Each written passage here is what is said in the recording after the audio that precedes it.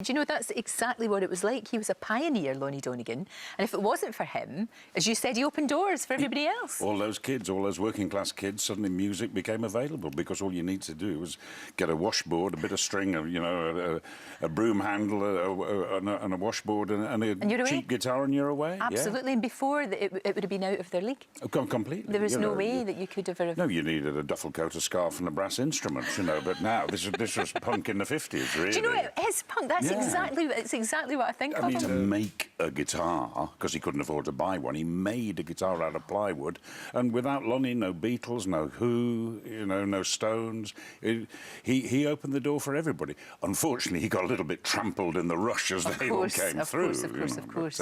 So he got forgotten, so hopefully this documentary will remind people of his place in rock history. I think you're right, and it's that thing about giving him his place. Yeah. I think that's really important to do that, and to say, well, you know what, he really was. And I remember that skiffle and all of that. It was great. It was great. And for we put it in the context of the 50s, which is when I was growing up, which post-war, it was fairly drab, and the concept of teenagers wasn't around then. There was no youth market. There were no teenagers. We were the first teenagers, really. Do you still listen to him now? Do you listen to him all of the time? Well, I've always got in the car, in the stack of CDs in the car, one of them's always a skiffle CD. It's always a Lonnie Donegan CD. I change them over, to keep me going. And I first saw him when I was 11 years old and just loved the music. I'm not musical in any way, Lorraine. I can't carry a tune in a bucket, but, I just love the excitement of it. And I saw him throughout my life, and I converted my wife to his music. Oh, does Imelda like... She puts up, perhaps, with your passion. She was a bit unsure when I mentioned this, but I converted her. And, in fact, Imelda did a cabaret in...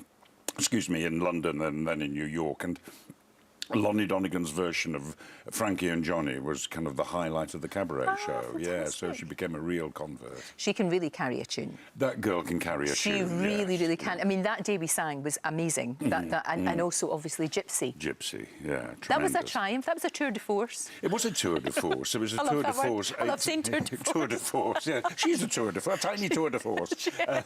Yeah, I mean, 8 shows a week for 8 months. I mean, that was hard work. Amazing. Absolutely amazing.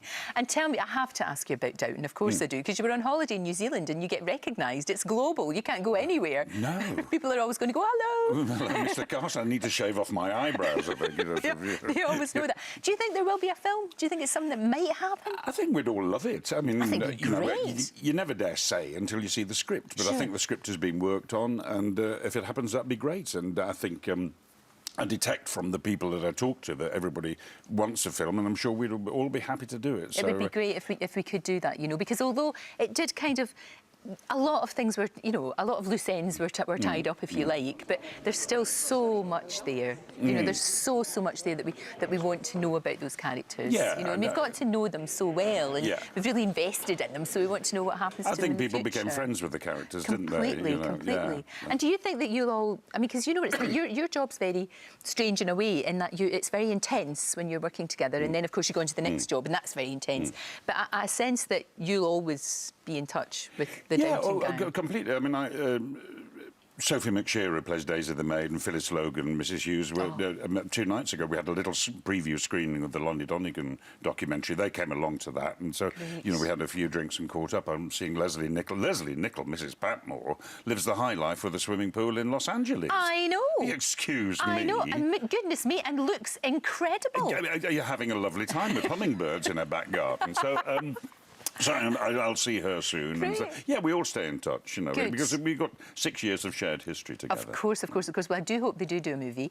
But in the meantime, ITV Sunday 10:20, Lonnie Donegan, not to be missed. Perfect. Thank you very much. Thank you so much. Thank you.